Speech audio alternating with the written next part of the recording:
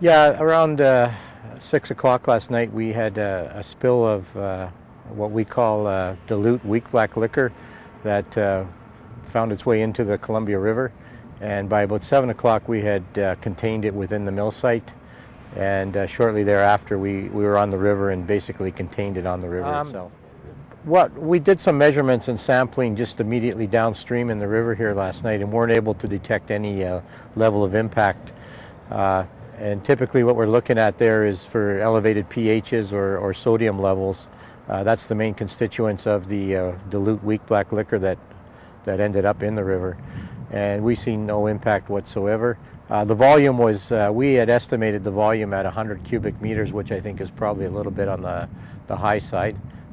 But from our reporting requirement, we are required to give them an estimated volume, and we did so. At 100 cubic meters, we're looking at a dilution in the river here, or just downstream where the Kootenay River ties in, of about 1,000,000 to 1. So I doubt, very highly unlikely that you would see any impact whatsoever with that kind of a dilution. Well, I mean, obviously we want to try and find the root cause of why our tank overflowed and what contributed to that. So we'll be doing more of a detailed investigation today to get to the root cause to try and prevent that from happening again. The immediate precautions we take are to try and contain the spill within the mill site itself so that it ends up in our treatment system. And that's the immediate response. The follow-up response for us now is to really determine, the contributing factors that led to the overflow of the tank in the first place.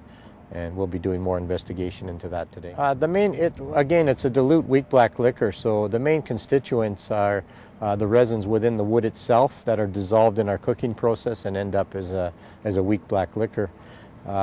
So again, the main constituent, it's an elevated pH liquor, typically around 11 pH, with high sodium content in it. I'm sure that it has. This is the first.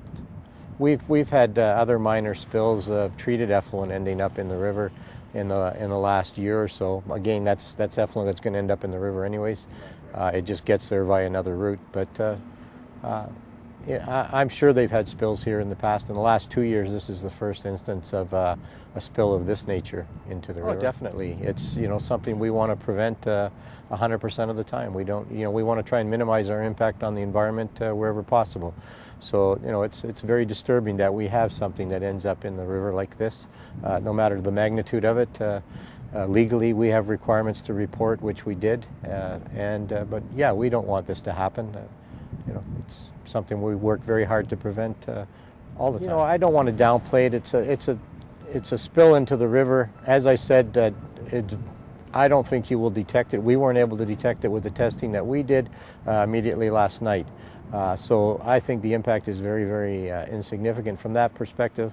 But having said that, it's still a spill to the river, and we take that very seriously. We've got some containment booms in the river itself containing the last remnants of the foam that ended up on the river. So we've got another vacuum truck coming in today just to continue cleaning up that last little bit. And then we've got some cleanup to do within the mill site itself, so that'll happen today.